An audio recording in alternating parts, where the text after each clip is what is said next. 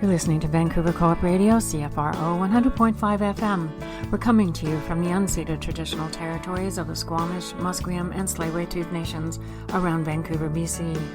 I'm your host, Bernadine Fox, and this is the show that dares to change how we think about mental health. Welcome to Rethreading Madness.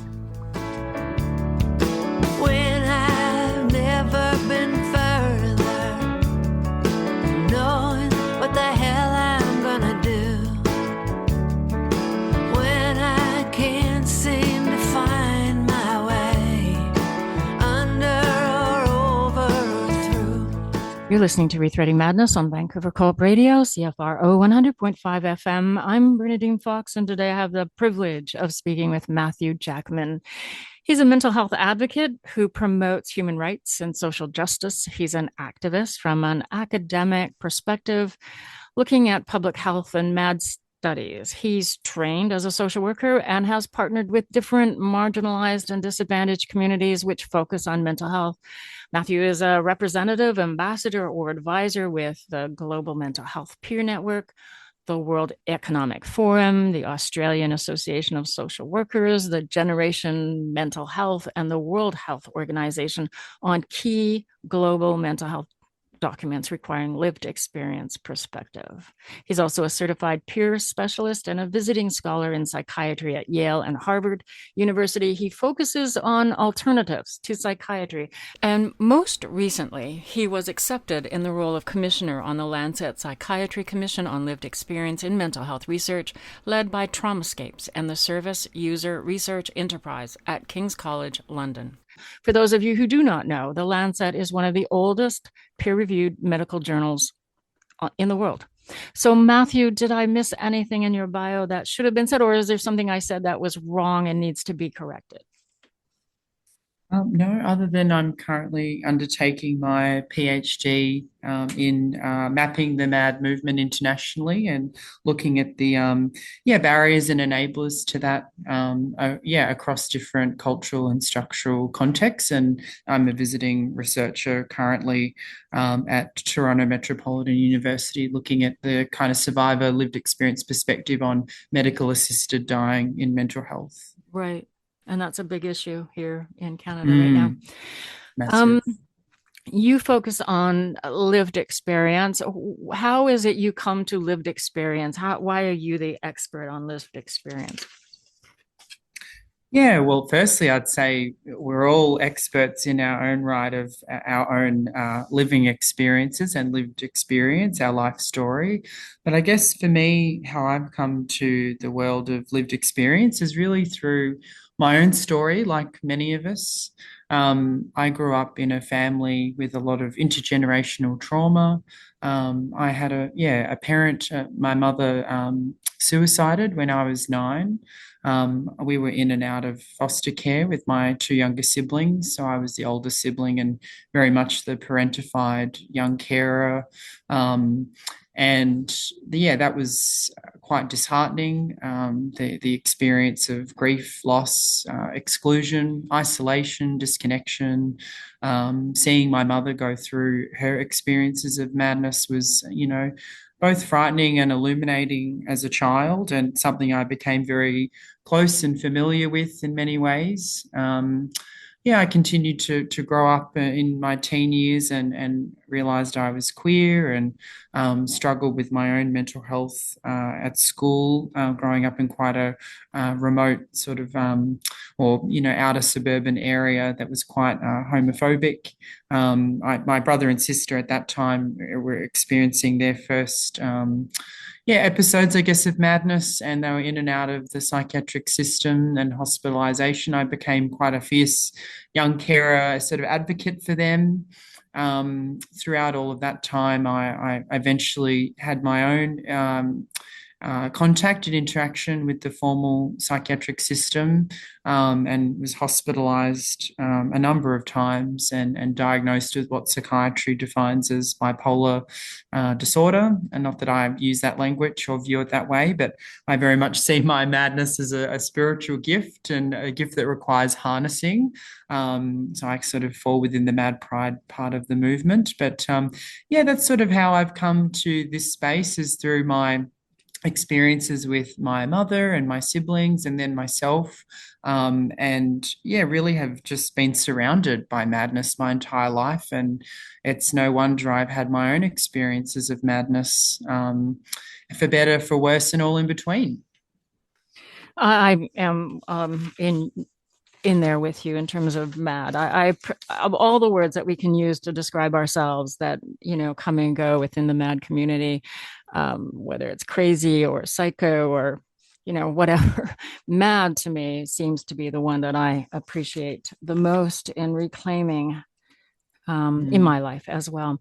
You've Mm. recently become the commissioner for the Lancet Psychiatry around lived experience. Can you tell us a little bit about that job and why you accepted that position? Yes, I'm one of 12 commissioners, and hopefully there will be a few more, based on gaps that we have around particular, positionalities and experiences. But there are, 12 commissioners that have been appointed alongside 12 lived experience advisory committee members. And the Lancet Psychiatry has commissioned a number of different areas of knowledge over the last few years, such as around stigma and discrimination. This particular commission's around lived experience in mental health research, and really essentially forming a resource over the next year or so, around lived expertise and what that means as a discipline and a knowledge base and an activism, which of course encompasses the umbrella of different perspectives within our community. So I was very interested in contributing to that, as someone that's been quite involved in international mental health over the last decade or so, and has come at that from activist perspective, an artist, and an academic perspective as well. I'm quite passionate about lived expertise, recovery, MAD studies, service user research, whatever terms people want to use around the world. I'm quite passionate in that the solutions to the system and the solutions to distress come from those most impacted, which is Mm-hmm. us that experience madness themselves. So I'm really keen to contribute to that commission, which is about building up a resource around lived experience involvement in mental health research. That will be the primary output will be both artwork alongside quite a significant written component that will be endorsed and published within the Lancet. So I'm just going to see if I get this correct in terms of how I've heard what you've said. You're a commissioner with the Lancet Psychiatry, and Mhm. what you're creating is a resource for them. So this isn't something that will be used to sort of peer review articles that come in. This is something that will be contained within itself. Am I getting that right? Yeah, well, at this point, the commission's only just been appointed, so Right. I think it's an iterative approach. We don't. My understanding as a new incoming commissioner is we don't have a sense of exactly what we're going to Okay. produce, because that will be co-produced with the Lived Experience Advisory Group, and most of the commissioners have a lived experience as well, I should say. So the majority of us do identify with some form of madness or lived experience. So at the moment, where we will have our first formal meeting soon with the Lived Experience Advisory Group to speak about what's important for our community in terms of what do we need, what's accessible, what's pragmatic, what do we need out there to start challenging what I would term epistemic injustice, where the medical model in psychiatry is privileged above all other the knowledge bases, and often lived experiences is viewed as the lowest form of knowledge. So Mm-hmm. sort of challenging that injustice of and that ladder or hierarchy of knowledge, to me, is a really important issue, that I hope to address through a lot of collective and collaborative work. And also this resource, or resources I should say, are about shining a light on the wonderful work our movement, the consumer, survivor, ex-patient, inmate and MAD movement, shedding a light on the work, the advocacy and activism that we we've undertaken to date, as well as all the lived experience research as well that's contributed to that or come out of activism as well. So it's very much a multi-pronged approach that's iterative, and we're still really in the process of working out what that will look like, dependent on, the sort of 24 to 30 people involved in this commission. Mm-hmm. So when you look at that, and you think about, given all your experience of not just your lived experience, but the experience you've had as an advocate and an activist, what does the community need? It's a great question, and it's one that our community often treads very carefully on due to madness meaning different things in different contexts, particularly in global South and global North communities, where psychiatry and the system of involuntary enforced treatment looks different in different contexts, and access to supports and services and resources are very much culturally and spiritually bound. So I would say I don't have one answer for that. And that's because there are multiple answers around what community needs. And for me, community is really about listening to what our movement has been saying, but also opening up gaps and opportunities for speaking to communities that we haven't heard from that experience madness, which are really important. That might be people that aren't accessing services, people that might be incarcerated, people that are defined as by the system as having a serious mental illness and maybe in the forensic system. So I'm really keen to hear from those that are most impacted by issues around human rights violations, around social injustices, and particularly hear from those intersectional marginalised communities, whether that's Indigenous folk, queer and trans folk, and shed a light on where oppression is a significant driver in creating and causing distress and or madness, where it becomes an issue for the person or for community. I think one of the things that people, sort of regular folks out there doing their regular lives, don't understand or haven't been privy to conversations about the types of experiences people who have lived experience have when they enter sort of the common psychiatric institution. There's this, it's almost, there's almost an attitude or belief that if you have a mental health challenge, whatever happens to you is okay. That there's, and I don't know what happens in Australia. I can tell you that happens in Vancouver way, way too often. And so when we end up hearing about things like the Pontiac General Hospital that just got slammed and is now restricted from accessing Medicare or Medicaid payments because of the abuses that were happening in their psych wards, it is shocking to people that and the shock is not just that something happened, but that it should matter to anybody, that it should happen, that somehow it's okay to use people with mental health challenges as a almost medical experiment for new drugs or a new treatment or this or that. And so what you're doing, I think, is really important. But I also think on some level, we have an uphill battle trying to get past this attitude that it's okay. Yeah, I think that relates a lot to interpersonal and institutional saneism in society, or mentalism, as Judy Chamberlain termed it. I think people, there's an epistemic injustice in that we often see and view people through our socialization of growing up, and we see mad people as less than, and value them and their knowledge as less than, if resisting, reason and what, society deems normal, which is often defined a lot by psychiatry and other institutions such as the law. And I think that unfortunately that does result in people caring less, and it's a form of dehumanization, really. It is. It's not a form. I think you can just absolutely say it is dehumanization. When some group of people are allowed to have their human rights stripped, and of course I live in BC, Canada, which has one of the most barbaric human mental health.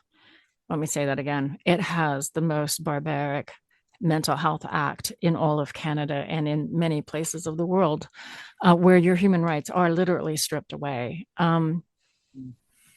And I forgot what I was talking about. But when you have that place where your human rights are taken away, there that is the basis of dehumanization, right? Mm, mm, mm, mm. Yeah, and I think that the issue is that the system and institution of both psychiatry, but I guess the broader psychiatric system and sort of web of services, enables. It's one of the very few areas that really does easily enable the removal of someone's dignity, someone's inherent respect, and fundamentally, as you say, their human rights, which absolutely is. Guised in other ways as dehumanization for community and society abroad.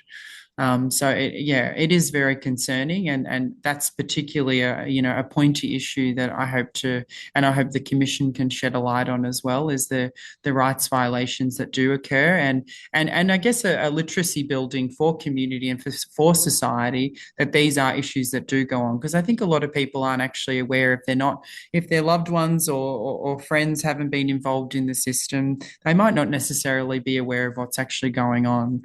So there's often a real silencing and erasure of our community due to these rights violations and institutionalization, both in hospitals but also in community. So hopefully we can shed a light on these issues of erasure and rights violations, so that community can be and should be outraged. Yes. We just need to take a little break, Matthew, but we'll be right back, folks. Co-op Radio is listener-supported and listener-owned. As a Co-op Radio member, you can join the broadcasters who create and present radio shows, as well as have a say in the station's management. You'll own a part of the station. All this for just as little as $5 a month, and tax-deductible too. For details, go to coopradio.org and press the donate button. That's coopradio.org.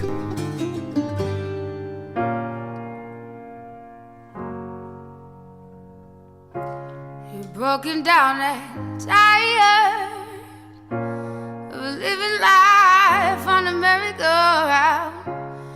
You can't find a fighter, but I see it in you, so we gon' walk it out.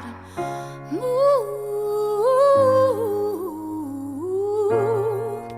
mountains, we gon' walk it out.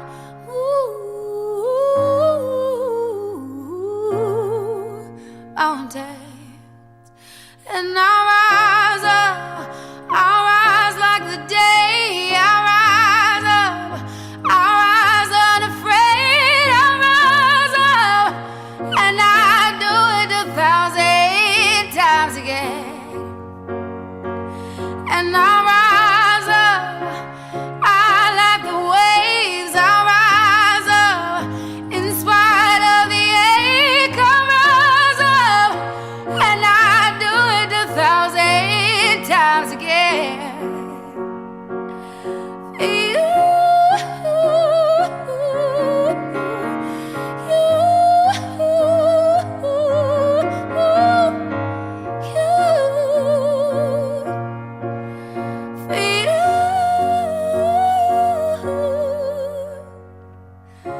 When the silence is quiet and it feels like it's getting hard to breathe, and I know you feel like dying, but I promise we'll take the world to its feet.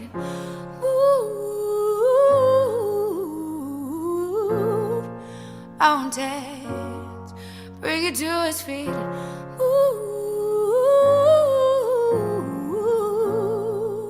Mountains, and I'll rise up, I'll rise like the day, I'll rise up, I'll rise unafraid, I'll rise up, and I do it 1,000 times again.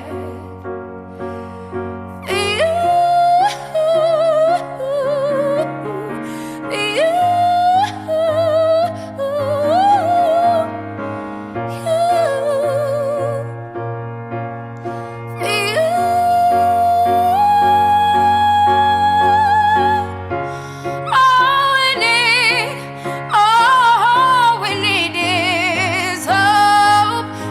that we have each other, and for that we have each other. Yeah, we will rise, we will rise, we'll rise.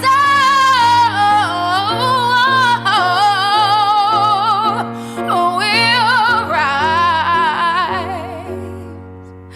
I'll rise up, I'll like the waves, I'll rise up in spite of the ache.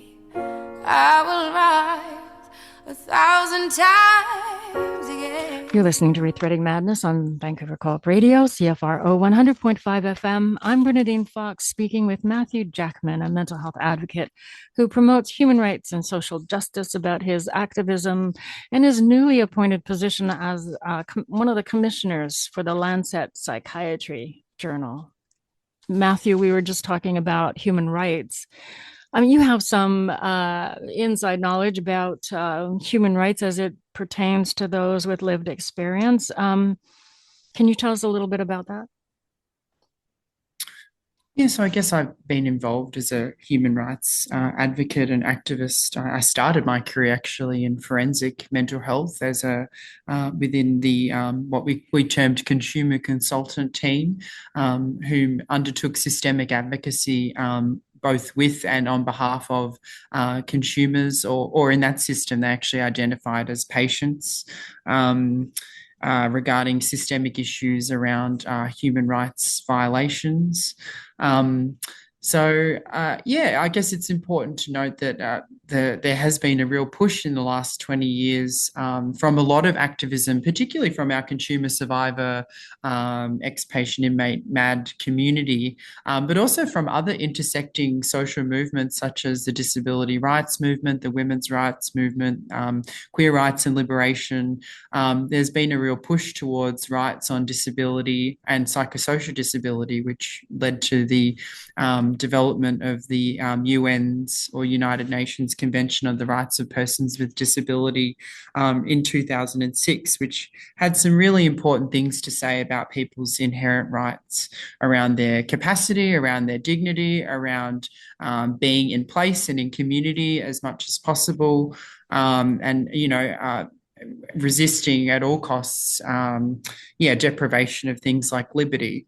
It's been a really important discourse, but unfortunately a lot of countries have not ratified that convention. I know the US is one of them, but even when countries do ratify the convention, which does take a very strong stance on people being in community and having their rights upheld, often, localized provincial or state laws don't often reflect or practice with the convention in mind in day-to-day practice. So there's a bit of a disjoint between, or a significant disjoint between, what the UN states on psychosocial disability rights and what actually happens in practice in terms of forced treatment, seclusion, restraint, and other issues pertaining to people's liberty. It's certainly an area that's been influenced a lot, and it has been a really important global document for all countries from both global north and global south contexts where access is an issue, but at the same time hasn't necessarily either been enforced and or practiced in ways that uphold people's rights within the service settings that people access services in. So can you tell me whether or not Canada signed on to that? I actually don't know whether Canada signed on to that. I don't know either. I could quickly look it up for you. Let's do that. We have Google. I'm pretty sure Canada. I'm pretty sure Canada has ratified the convention. Thank God for Google. Canada ratified the CRPD. I'd be shocked if Canada hadn't. Yeah, it's funny though, the kinds of things that they haven't signed. I think for instance, yeah, they have. They have. Like I know that in 2010. 2010. Okay, I think I knew that. But I know that there are provinces that haven't, signed on to the human rights for children, things like the things that you can't even imagine that they would have a Yeah. problem with. Like, how can you not sign on to that? So they signed on to it.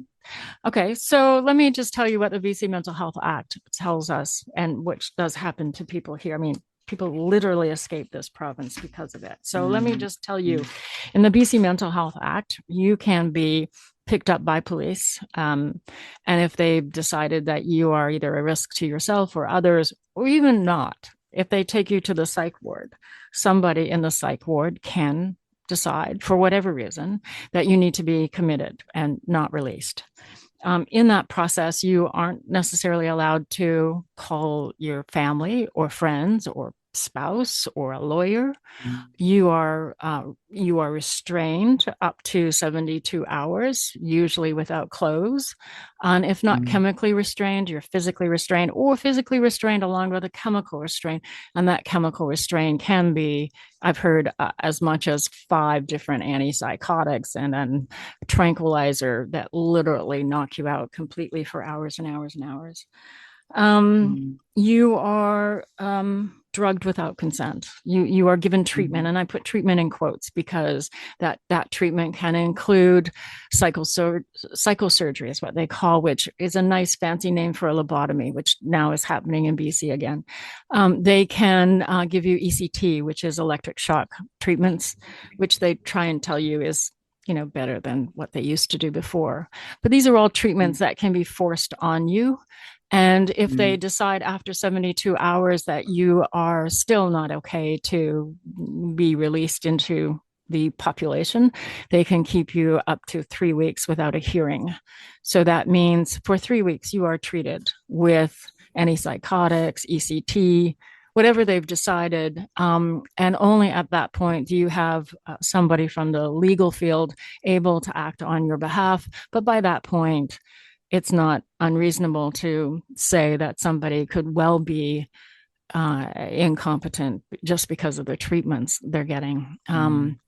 So that's when I say the term barbaric, that's what I mean. That it is literally strips people of their human rights. And in fact, Rob Wypond, who wrote the book Your Consent Is Not Required, equates what happens to people with lived experience being committed into that system as having less rights than a criminal being charged and sent to jail.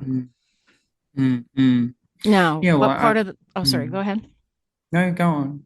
What part of that is against what was ratified?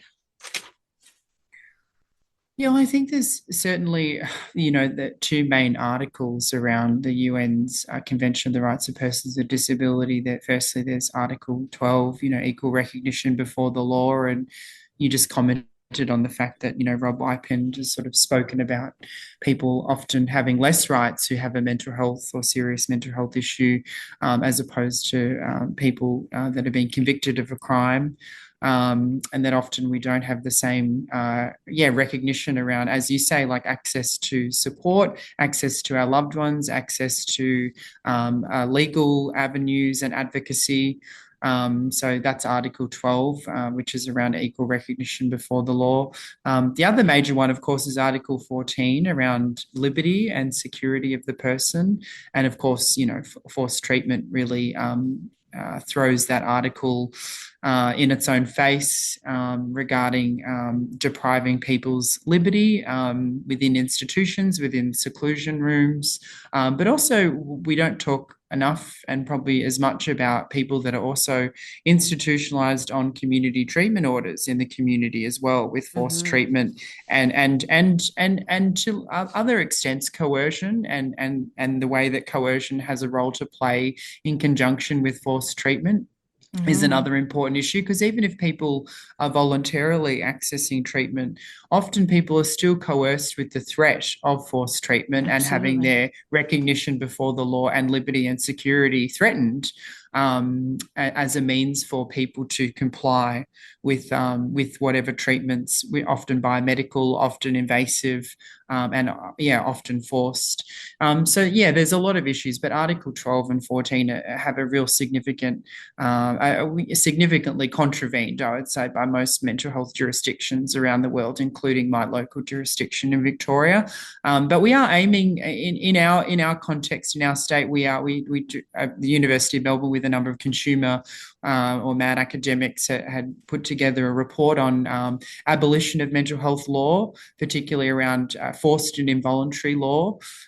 So there are certainly efforts made by people in our movement, in our community, around emphasising respect for autonomy and dignity, and aligning with human rights standards of the CRPD, and of course, enforcing a non-discrimination towards people with a psychosocial disability. So there is some work being done in this area around abolition, and abolition more so in the context of forced treatment. So I do have some hope that some jurisdictions around the world are working toward embedding and upholding people's human rights. But I think fundamentally the system is extremely violent, and services are structured in violent ways that it's very hard to envision a utopia where forced treatment doesn't exist within the current system as it stands.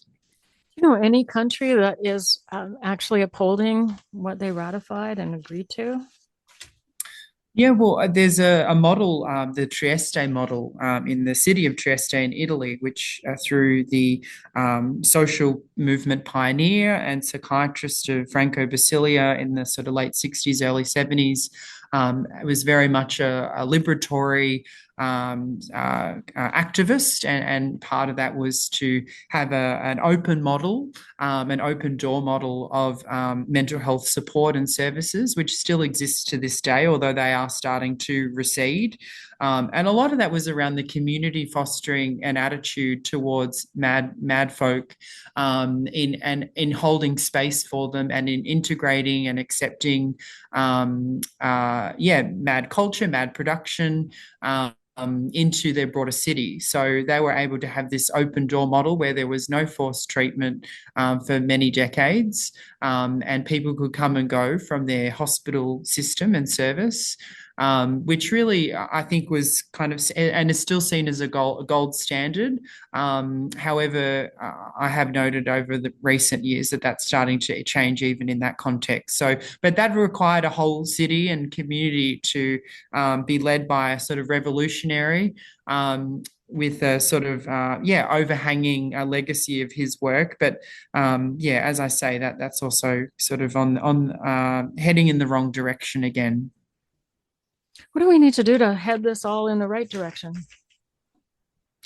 Yeah, well, I think that, as I mentioned before, I think there's some really good work being done in different pockets of the world. And ironically, I think that this actually speaks a lot to my interest in my PhD in mapping the broader MAD movement. And I sort of include consumer users, refusers, psych survivors, trauma survivors, ex-patients and inmates in that broader MAD movement. As I do feel like we do lack sometimes some coherence in our principles. And I feel like there are some unifying principles all around the world that we can all agree on. That's not to say that it won't look different in different contexts, and there won't be different applications dependent on the material and structural determinants of a country or context, or the culture and spirituality. But I do think, human rights, respect and dignity, justice, a lot of what the convention speaks to, I do think that there are principles that can really galvanize our movement in ways that I don't think we've been able to do on a global scale, unlike, Black Lives Matter and feminism, queer liberation, disability rights. I think we've done well in pockets, but I do feel like the way forward is through public pressure and through social movement activity outside of the state, outside of government, which is a problem because in a lot of global Northwestern contexts, a lot of peers and activists are now being employed into the system where they don't have a voice to speak out. So there's a co-option and a silencing of those that would have spoken out and had a critical voice in the past. So I think we need more people. We need both and/or a dual-pronged approach where we need advocates within the system advocating for reform, but we also need outside activists, as we used to have, particularly in the late 60s and 70s and maybe into the early 80s, where people were able to speak publicly and openly and gain media attention, gain public traction around the issues that we've been talking about. So I think it's an and/or solution. And I think that it requires a strong movement with strong principles, strong leaders, and also a galvanizing with other social movements as well, such as the disability and trans and gender diverse movements, where there's a lot of synergy and overlap with Madness. And I saw that recently at a Mad Activism rally in London, where it was predominantly led and grounded in pro-Palestine and trans and gender diverse communities.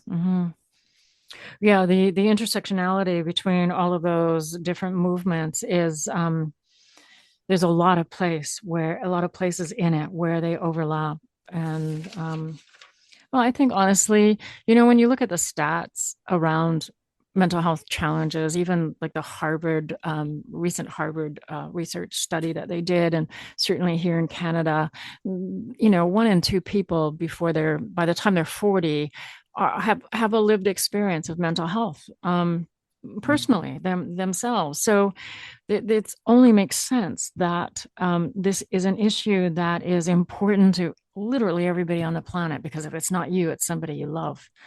I always get a little frustrated at the idea that we can't make bigger gains faster because of that. And the only thing that seems to make sense about why we're not doing that is the stigma and discrimination that goes along with that. We'll be right back, folks. Oh,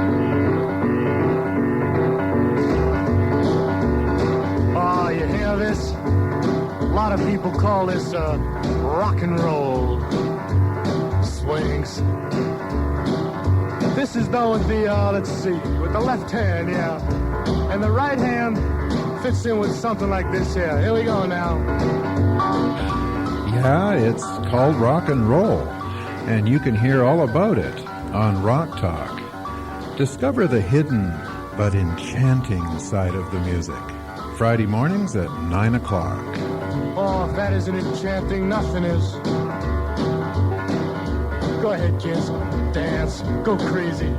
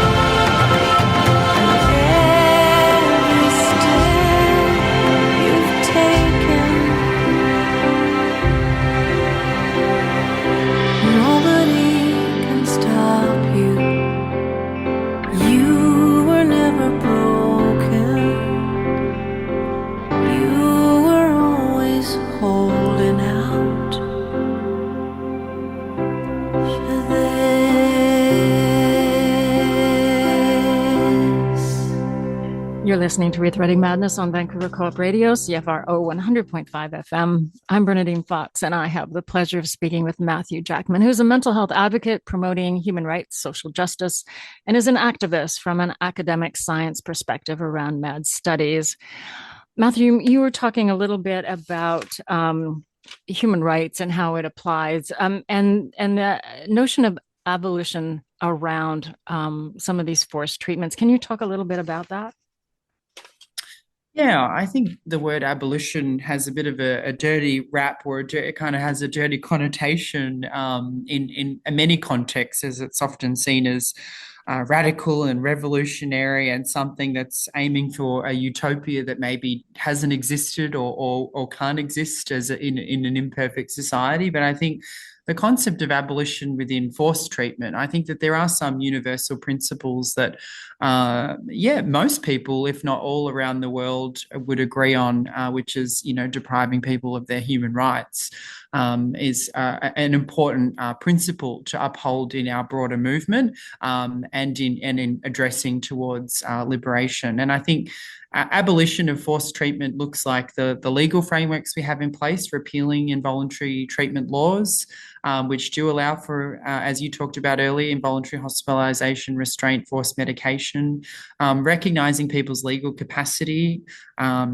ensuring that people have, informed consent, and that's dynamic and ongoing, rather than just being asked once. I think as well around supporting people to make decisions, ensuring that there are supports, advocates, peer workers, if people choose, family members, friends involved in decision-making around someone's care, if experiencing a period of madness and deemed to not have legal capacity. Of course, crisis supports as well, being voluntary and non-coercive, and also prioritising a lot of wonderful peer models that occur around the world around crisis support, and ensuring people have advanced directives or advanced care plans where they're able to outline their preferences for treatment during periods where they're not experiencing madness or a crisis. I think that requires a lot of independent oversight, and we do need those overseeing bodies, hopefully that are lived experience driven as well, to investigate cases of rights violations. And then finally, I think the other issues are around training for and education and public awareness for people around stigma around madness and sanism in society, and then training, of course, all the professionals involved in the system, whether that's law enforcement, social workers, psychiatrists, psychologists, around non-coercive models and methods of practice, and of course upholding those in vogue trauma-informed care and holistic approaches that aren't co-opted into the psychiatric model, and be led and driven by peer models. I think that they're some of the fundamental issues that can come from abolition around forced treatment. So when you say that you believe that abolition of forced treatment is something that you think is universally agreed upon, is that what I heard you say? I think, I can't speak for everyone. I can speak for myself, and I can speak for a lot of people in our movement, but I'm not here to speak on behalf of others. Right. But a lot of people are, in terms of principles around the consumer survivor movement, human rights is at the forefront of that. And, historically, we've seen at many different conferences and spaces of collective organising that forced treatment is one of the first things that our community speaks to in addressing, and that we want changed. So I would speak from our community's perspective. But of course, right, society more broadly might have different views on madness, and there's a lot of fear mongering, particularly in media and public discourse around madness. And so a lot of people that don't understand it and fear it, of course, have that stigma and then act on that, which is the sanism in action. People often react and respond to fear with fear themselves, and that often is reflected in unfortunately the system that we have now, right, which is institutionalization and forced treatment.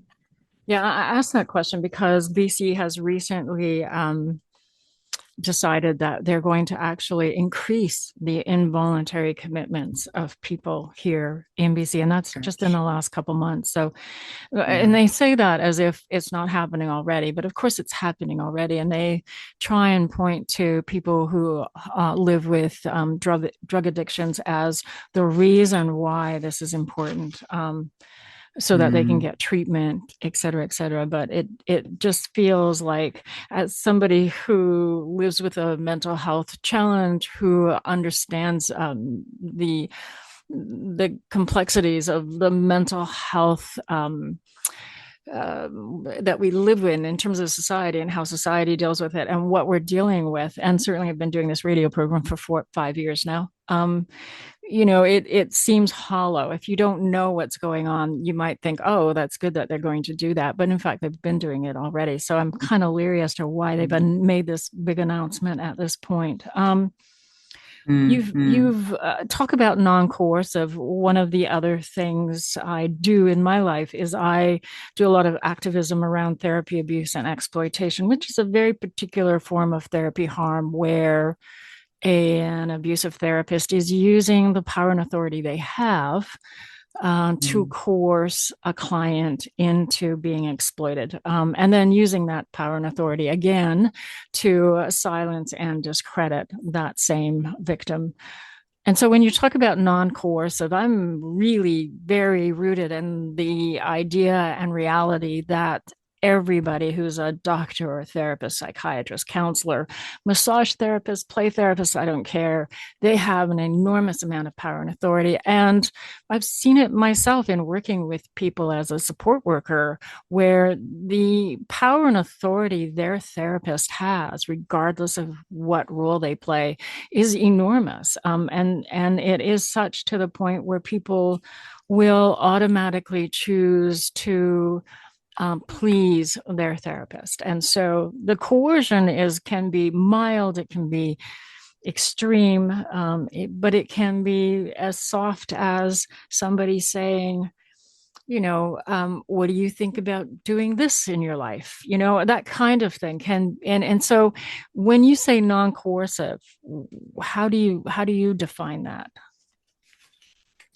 Well, I think non-coercive is about operating from a position of empowerment and being Mm, anti-oppressive and discriminatory in the ways that you operate. So it's about giving choice, control, autonomy back to the individual. It's also about, as you say, acknowledging your own positionality and power. mm, And when you are in an employed capacity to support and care give, you do hold a lot of power over someone, and you have legal frameworks as well that are set up by institution and society that could, remove the person's human rights there and then. So when I say non-coercive, I mean ensuring people's human rights are upheld and ensuring that you own your own power and positionality, and that processes such as informed consent and decision making, being transparent, being open about your own concerns, and being guided and led by the person. So not being person-centered, but being person-led. You're there to service the person and their needs and wishes,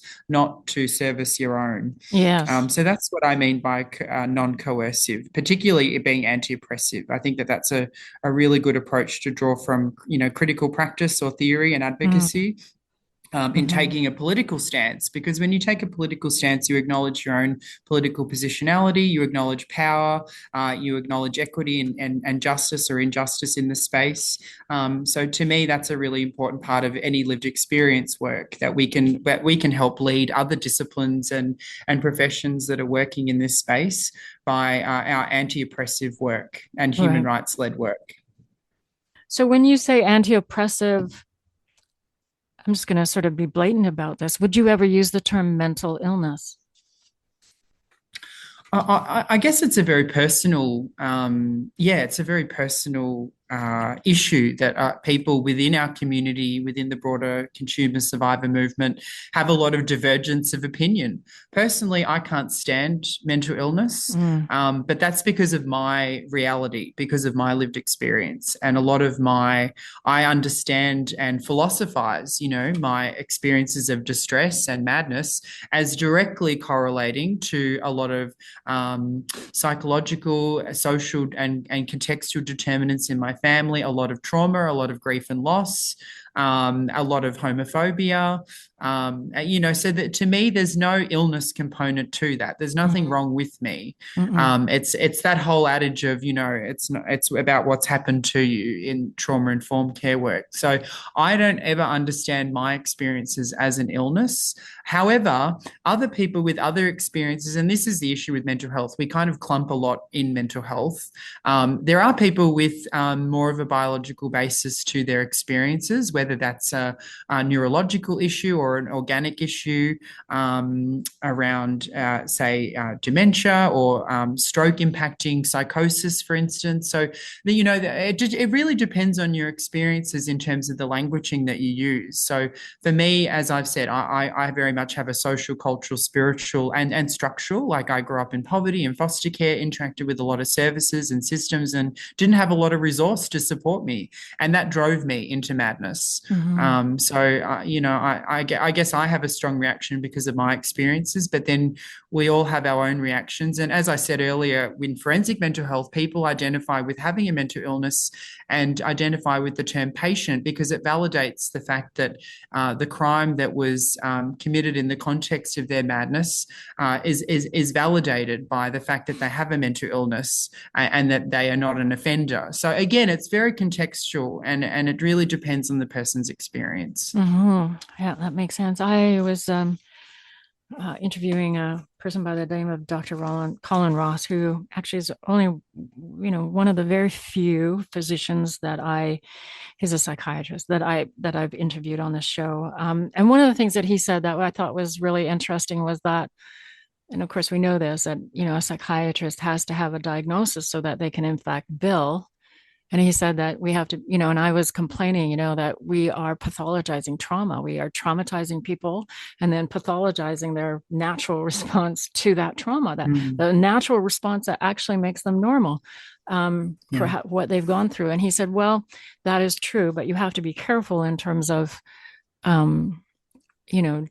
disposing of these diagnoses, because then the insurance companies will say, well, if you don't have a diagnosis and you're not ill, then you don't require this insurance paid treatment for it. And I guess I get it. And I have a lot of respect for Colin Ross. I've known him for many, many years. And I understand that perspective. But from my perspective, then we need to change the system so that that insurance is qualified for people to be able to get it without having to add a label to them that in the broader society stigmatizes them to the point that they're experiencing discrimination and therefore more traumatizing, overwhelming stuff that makes it more difficult for them to move past what they're dealing with. So yeah, and I'd say that there's a very small minority of people that would say, well, I've never had a history of trauma and I live with madness. So it is interesting to kind of hear. And then there's, debate and discourse around, well, what is trauma? What does that look like? What does that mean? I'm very much of the positioning that at least a significant amount of, madness are expressions of distress from trauma. But I do know that there are people, even in my own life, that would say, well, I've never experienced anything in my life to result in this. So it just depends on what are we defining as madness as well. Depression means something very different to psychosis. Psychosis means something very different to bipolar, all these different diagnoses or experiences of the self. So I think the issue is that we don't really have, again, because psychiatry doesn't have biomarkers, we don't have any pinpoints to say that, you have this diagnosis as a result of this causation. We don't have any sense of scientific basis around that. So I think we just have to be careful and honor the person's own story and lived experience and how they self-identify. But the issue is we also need people to have the menu of options and language because people are often co-opted by the predominant prevailing model, which is mental illness. So if people have only ever heard that, then they self-identify with that. So I think that that's an injustice, and we do need a lot of languaging and resource, which I hope actually the Commission is a public and social discourse producing commission around resources to help people understand different languaging around their mental health. Yeah. So I just want to take you back to something you said about biomarkers, and I think that it's possible that people listening to this program don't really understand what that means. So a biomarker, by that and that whole bit that you talked about, what you're saying is that this whole notion of chemical imbalance is not been substantiated by the very industry that has used it to get people to take medications. And I'm probably saying that badly. Is that what you were talking about? Yeah, that's correct. We don't have any as you'd say, sort of validated or substantiated evidence base around the brain chemical imbalance theory. Particularly pertaining to depression, but all diagnostic kind of categories. There's no. It's not like you go to the GP and you test your blood and you get a diagnosis of diabetes. We can't test someone's blood or saliva and identify psychosis or schizophrenia. The psychiatry is very, I guess quite an insecure discipline in many ways, because it's not a robust evidence base and it's very interdisciplinary. However, it's given all the institutional power within the system, which is the problem. Yes. So therefore, things that are myths or things that are contentious and up for debate are considered truths. And that's where we have issues around epistemic injustice, where the psychiatric medical model is privileged above and beyond all other knowledges. Right. And I really hope that we can address that and address the fact that we have injustices of knowledge in general in the world. Like as we know, Indigenous knowledge is often valued less than Western white knowledge. So this isn't a problem that's that exists outside of mental health. This is very much a societal issue. But these are some key ways forward. Absolutely. Matthew, thank you. This has been a wonderful conversation. It's made me excited. It's a good conversation to have on Rethreading Madness. So thank you for having it with me. No, thank you, Bernadine. Take care. I will. And don't go away, folks. We'll be right back. Tanuyap. Quiget Yuans Quiensna. Hi, everybody. My name is Quiget Yuans. I'm a member of the Squamish Nation and the Yagalanas clan of the Haida Nation. You're listening to Co-op Radio, CFRO 100.5 FM. We live, work, play, and broadcast from the traditional, ancestral, and unceded territories of the Musqueam, Squamish, and Tsleil-Waututh nations. And that's our show. What you all didn't get to hear in this piece were the behind-the-scenes laughter that happened between sections. There's something really freeing being able to chat with like-minded folks about the issue of lived experience and not have to navigate the politics and judgments brought to this issue by so very many people out there. My thanks to Matthew Jackman for having this conversation with me. My thanks also goes out to Jan Arden, Sherry Ulrich, and Andrea Day for the gift of their music, but you all know we do this program for you. So thank you for joining us today. Stay safe out there.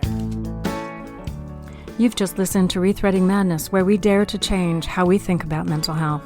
We air live on Vancouver Co-op Radio, CFRO 100.5 FM, every Tuesday at 5 p.m. or online at coopradio.org. If you have questions or feedback about this program, or want to share your story, or have something to say to us, we want to hear from you. You can reach us by email, rethreadingmadness@coopradio.org. This is Bernadine Fox. We'll be back next week. Until then.